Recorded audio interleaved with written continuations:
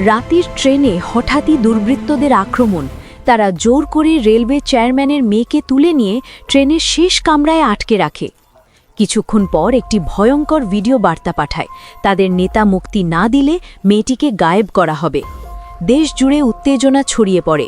এই বিপজ্জনক মিশনের দায়িত্ব পড়ে বাংলাদেশ সেনাবাহিনীর সাহসী অফিসার নিপার ওপর। নিপা দ্রুত বাইকে করে ছুটে আসে চলন্ত ট্রেনের দিকে। সঠিক মুহূর্তে সে লাফ দিয়ে ট্রেনের ছাদে উঠে পড়ে। বাতাসের তীব্র ঝাপটা আর দৌড়াতে থাকা ট্রেনের শব্দের মাঝেও সে ঠান্ডা মাথায় স্নাইপার তাক করে। একে একে দুর্বৃত্তদের টার্গেট করে নিস্তেজ করে দেয়। এরপর নিপা ছাদ থেকে দড়ি বেয়ে নিচে নেমে আসে।